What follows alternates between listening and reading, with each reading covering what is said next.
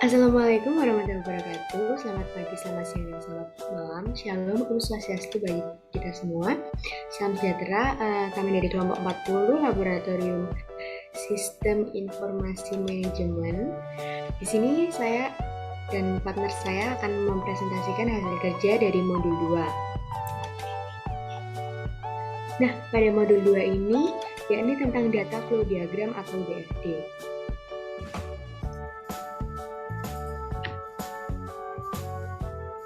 Pertama-tama, perkenalkan anggota kelompok dari kelompok 40. Yang pertama ada Muhammad Arif Fajar Ramadan dengan NPM 20014, dan yang kedua ada saya sendiri, Septianto Deborah dengan NPM 20037. Sistem Informasi Manajemen atau SIM atau Manajemen Informasi Sistem atau MIS adalah sistem perencanaan bagian dari pengendalian internal suatu bisnis yang meliputi pemanfaatan manusia, dokumen, teknologi, dan prosedur oleh akuntansi manajemen untuk memecahkan masalah bisnis seperti biaya produk, layanan, atau suatu strategi bisnis. Nah, untuk studi kasusnya, praktikum ini membahas mengenai sistem database suatu penjualan kuota internet, yang mana dalam penjualan ini berupaya untuk meningkatkan kualitas penjualan di toko. Guna meningkatkan kualitas penjualannya, digunakan pendekatan metode perancangan data flow diagram atau DFD. Untuk selanjutnya akan dilanjutkan oleh teman saya. DFD atau Data Flow Diagram di sini merupakan suatu langkah atau metode untuk membuat sebuah perencanaan sistem yang mana berorientasi pada alur data yang bergerak ke sebuah sistem lainnya. Dalam membuat sistem informasi ini, DFD sering dipakai, di mana DFD ini nantinya dikasihkan kepada para programmer untuk membuat proses coding, yang mana para programmer ini melakukan sebuah coding sesuai dengan DFD yang dibuat oleh para analisis sebelumnya. DFD merupakan rancangan program yang mengarah ke alur data melalui metode penguraian yang dapat digunakan untuk menganalisa maupun rancangan sistem yang mudah diterima oleh profesional sistem ke pengguna maupun si pembuat sistem. Next. Kemudian untuk komponen penyusun DFD di sini ada 4, yaitu yang pertama user atau terminator, yaitu kesatuan di luar sistem atau external entity yang memberikan input ke sistem atau menerima output dari sistem berupa orang, organisasi, atau sistem lain. Yang kedua ada proses, di mana aktivitas yang mengolah input menjadi output. Kemudian ada data flow, di mana aliran data pada sistem atau antar proses, antar terminator, dan proses, serta antara proses dan data store. Kemudian ada data store, di mana penyimpanan data pada database biasanya berupa tabel. Next. Dalam DFD terdapat 3 level, di mana ada diagram konteks, yaitu menggambarkan suatu lingkaran besar yang dapat mewakili seluruh proses yang terdapat di dalam suatu sistem, yang merupakan tingkatan tertinggi dalam DFD dan biasanya diberi nomor 0. Kemudian ada diagram 0, di mana itu diagram level 1 yang merupakan satu lingkaran besar yang mewakili lingkaran-lingkaran kecil yang ada di dalamnya. Kemudian ada diagram rinci, di mana diagram yang menguraikan proses apa yang ada di dalam diagram 0. Next. Nah, untuk fungsi data flow diagram, yang pertama, data flow diagram atau DFD adalah alat pembuatan model yang memungkinkan profesional sistem untuk menggambarkan sistem sebagai suatu jaringan proses fungsional yang dihubungkan satu sama lain dengan alur data, baik secara manual maupun komputerisasi. Yang kedua, DFD ini adalah salah satu alat pembuat model yang sering digunakan, khususnya bila fungsi-fungsi sistem merupakan bagian yang lebih penting dan kompleks daripada data yang dimanipulasi oleh sistem. Dan yang ketiga, ada DFD ini merupakan alat perancangan sistem yang berorientasi pada alur data dengan konsep dekomposisi, dapat digunakan untuk penggambaran analisa maupun rancangan sistem yang mudah dikomunikasikan.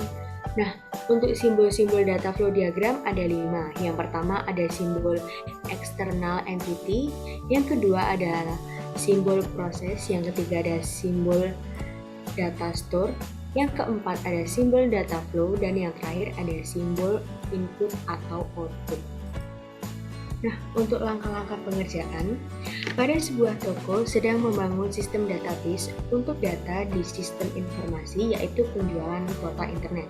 Berikut pembuatan DFD-nya. Yang pertama, membuka aplikasi Power Designer. Yang kedua, setelah Power Designer terbuka, klik File, lalu New, lalu Data Flow Diagram.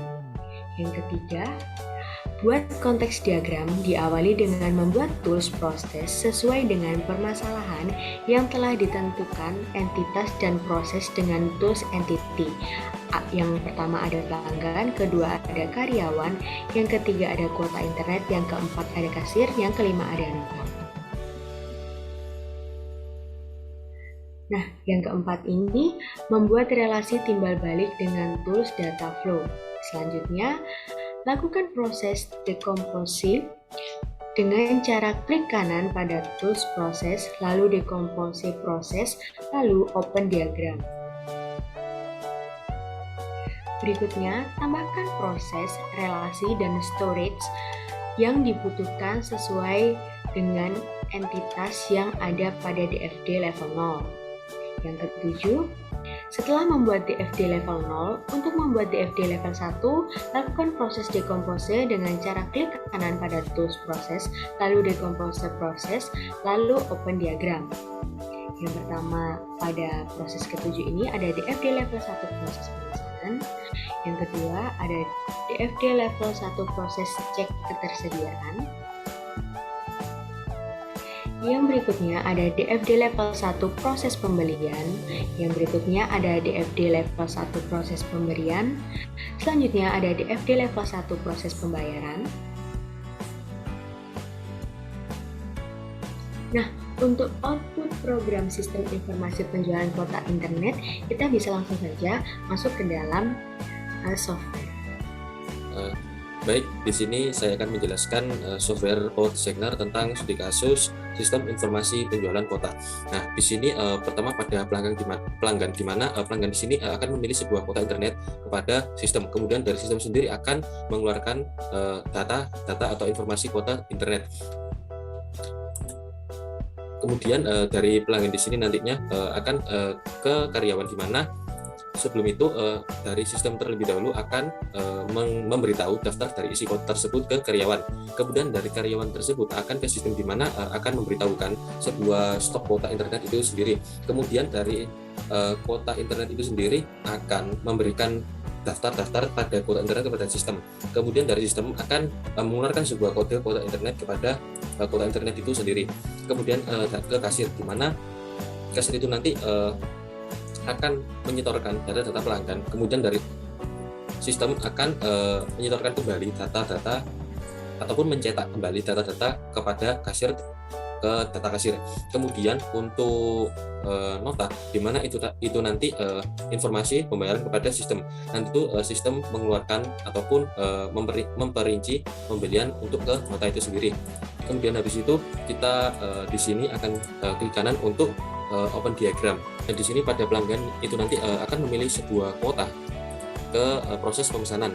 Kemudian pada proses pemesanan itu nanti akan disimpan pada file pemesanan. Kemudian habis itu dari proses pemesanan akan memvalidasi pilihan kepada karyawan.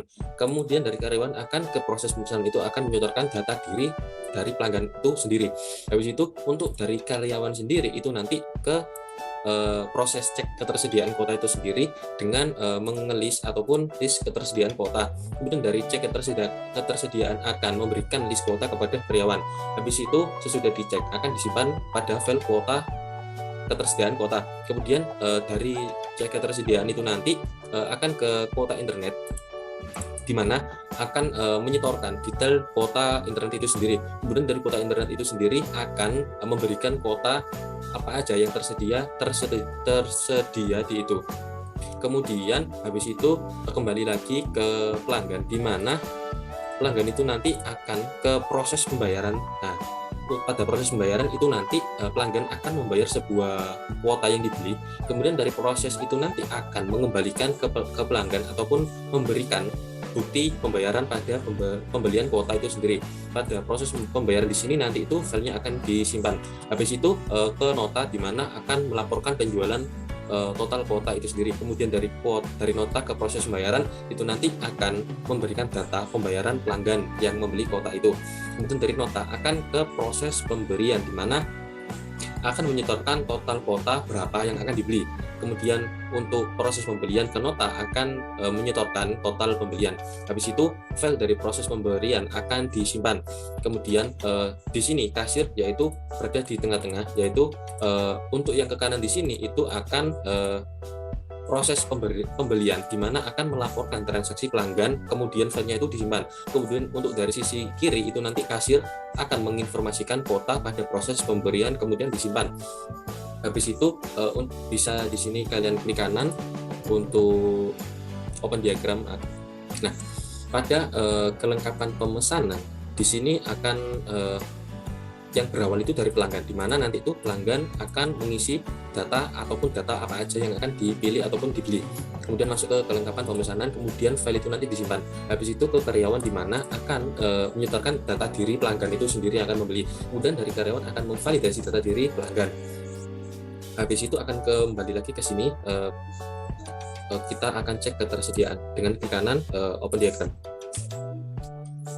Nah, untuk di sini bisa kalian lihat pada karyawan akan menyetorkan data persediaan kuota apa saja pada proses hasil cek ketersediaan. Kemudian dari hasil cek ketersediaan akan memberikan daftar kuota kepada karyawan. Habis itu filenya akan disimpan pada file ketersediaan kuota. Kemudian dari hasil cek ketersediaan akan ke kuota internet dengan menyetorkan daftar kuota tersedia. Kemudian dari kuota internet akan memperinci kuota itu sendiri. Kembali lagi ke sini, pada proses pembelian di sini bisa kalian klik kanan open diagram. Di mana pada hasil proses pembelian di sini ada sebuah kasir di mana itu nanti menyetorkan hasil laporan kuota yang akan dipesan kepada hasil pembelian. Kemudian untuk dari kuota internet sendiri akan melaporkan hasil laporan pemesanan kepada hasil pembelian. Kemudian filenya akan disimpan dengan nama file pembelian. Kemudian kembali lagi ke sini, habis proses pembelian di sini akan proses pemberian. Di sini klik kanan open diagram. Nah, pada hasil proses pemberian di sini dilihat pada sisi kanan terlebih dahulu, di mana kasir akan menginformasikan kuota kepada proses hasil pemberian. Kemudian untuk nota itu sendiri akan menyetorkan jumlah kuota pada proses hasil pemberian. Kemudian untuk hasil pemberian di sini akan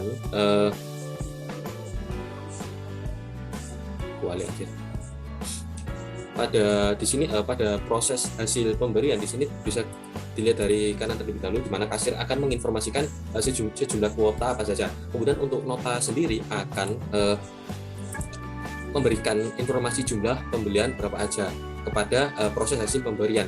Kemudian dari proses hasil pemberian itu akan menyetorkan kembali ke nota ataupun membuatkan untuk jumlah kuota yang tersedia. Kemudian hasil dari kasir sama nota ini filenya akan disimpan dengan nama file pemberian. Kemudian kita kembali lagi ke sini, bisa pada proses pembayaran di sini bisa di klik kanan, kemudian open diagram. Nah, pada open diagram di sini bisa kalian lihat pada hasil proses pembayaran di sini ada pelanggan sama nota. Untuk pelanggan sendiri akan menyertakan bukti pembayaran kepada hasil proses pembayaran. Kemudian dari hasil proses pembayaran akan menyetorkan kembali total produk yang akan dibayarkan. Kemudian dari hasil proses pembayaran itu nanti akan menyertakan atau memberitahu pada bukti penjualan tersebut. Kemudian untuk dari nota itu tersendiri akan memberitahu untuk data pembayaran pelanggan pada hari tersebut kepada hasil proses pembayaran. Kemudian filenya akan disimpan dengan nama file pembayaran. Nah, pada bab kesimpulan, berdasarkan hasil analisa didapatkan kesimpulan sebagai berikut. Yang pertama, dari permasalahan sistem informasi penjualan kuota internet, didapatkan 5 entitas yaitu pelanggan, karyawan, kuota internet, kasir, dan nota, di mana semua entitas tersebut memiliki hubungan timbal balik yang saling melengkapi.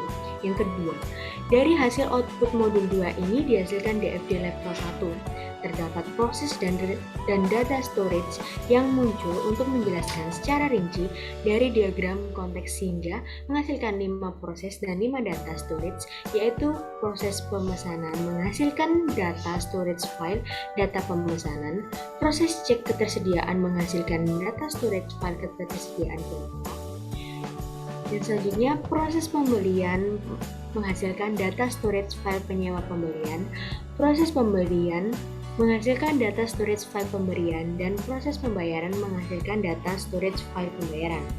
Yang ketiga, disimpulkan bahwa untuk membuat data flow diagram pada Power Designer dibutuhkan rancangan bagaimana alur sistem informasi yang akan dibuat atau dikerjakan, kemudian dibutuhkan entitas, proses, dan data store, dan juga aliran data yang sesuai dengan sistem informasi yang akan dikerjakan. Sekian presentasi dari kami Praktikal Laboratorium Sistem Informasi Manajemen Program Studi Teknik Industri Fakultas Teknik Universitas Pembangunan Nasional Veteran Jawa Timur. Berterima kasih, mohon maaf jika ada salah kata atau pengetikan. Kami dari kelompok 40 mengucapkan terima kasih. Sampai jumpa di video-video berikutnya. Thank you.